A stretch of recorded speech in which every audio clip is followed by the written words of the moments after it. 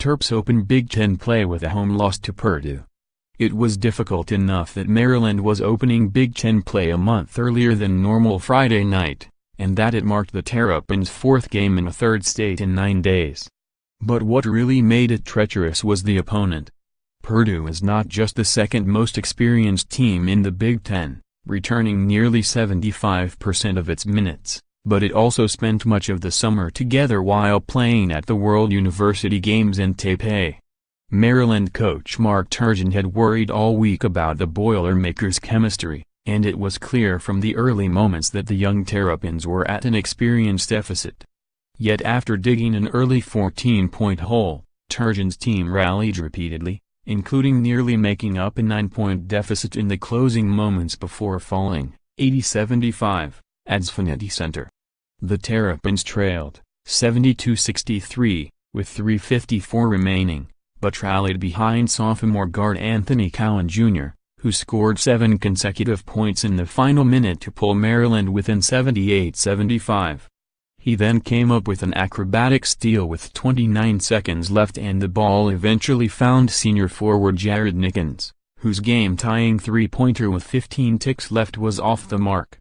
Maryland, 6-3-0-1 Big Ten, cleaned up the areas that had been problematic in a 72-70 loss at Syracuse on Monday night. It committed just 7 turnovers, won the rebounding battle, 37-34, and outscored Purdue's bench 27-0, but it didn't have an answer for a Purdue starting lineup that has been coalescing for the past 3 seasons.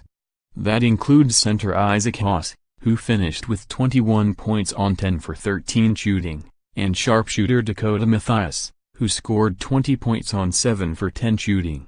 Cowan finished with 20 points, 6 rebounds and 5 assists, while fellow sophomore Kevin Huerter added 19 points and hit 4 three-pointers.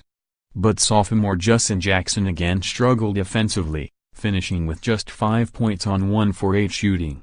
After falling behind by 14 midway through the first half, the Terrapins went into intermission down only 43-37, thanks to a late 10-3 run.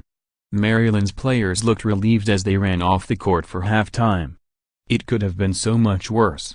Maryland shot a paltry 33%, 11 for 33, from the field in the first 20 minutes, with Jackson missing all 5 of his shots in his 13 first-half minutes.